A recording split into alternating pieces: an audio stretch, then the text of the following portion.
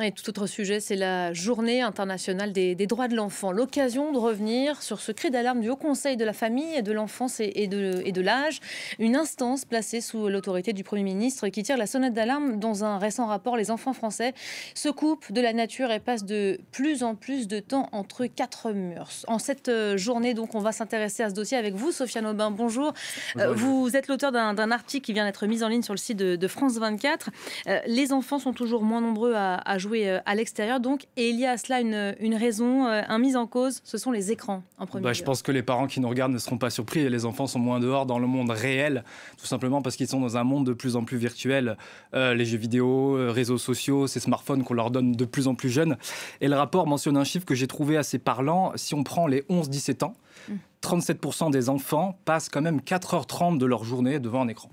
Ce qui est considérable. Les enfants d'aujourd'hui qui seraient aussi moins libres de leurs mouvements que ça n'était le cas auparavant. Les parents les laisseraient moins sortir, moins jouer dehors peut-être. Tout à fait, oui, des parents que j'ai pu rencontrer me disent « Moi, j'essaie de laisser aller mes enfants seuls au parc, mais c'est mal vu, on me juge. » Alors, c'est socialement mal vu parce que le monde extérieur est perçu comme plus dangereux qu'avant.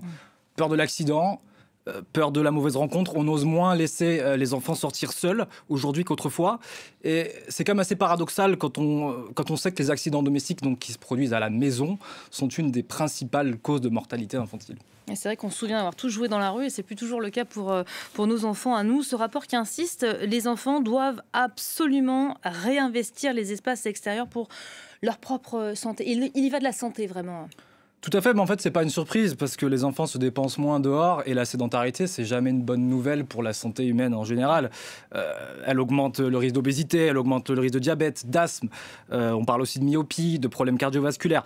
En fait, la sédentarité, c'est tout simplement la première cause de mortalité évitable au niveau mondial. Et il y aurait des impacts sur la santé mentale aussi de nos enfants. Oui, alors là, c'est peut-être le mécanisme le plus complexe. J'ai pu échanger avec un chercheur du CNRS qui essaye de vulgariser en ces termes. En sortant moins, l'enfant habite plus difficilement son corps et quand on n'a pas de corps, on devient psychotique. Et la santé mentale des enfants, c'est évidemment une préoccupation sérieuse parce que si on rappelle quand même que la consommation de médicaments comme les antidépresseurs, chez les mineurs, elle a doublé en 10 ans, selon un rapport du même conseil l'année dernière. Et face à ça, on a une kyrielle d'études qui le prouvent. La nature réduit le stress, améliore notre humeur. La simple vision des arbres peut réduire notre stress, Elisabeth. Voilà, les sorties en forêt, effectivement, ça sert, c'est assez efficace pour calmer les enfants en fin de journée. Sortir jouer donc dehors avec ses enfants, un remède pour tout le monde. Oui, pour les enfants et leurs parents. Roulez-vous par terre avec vos enfants, me disait le sociologue du CNRS.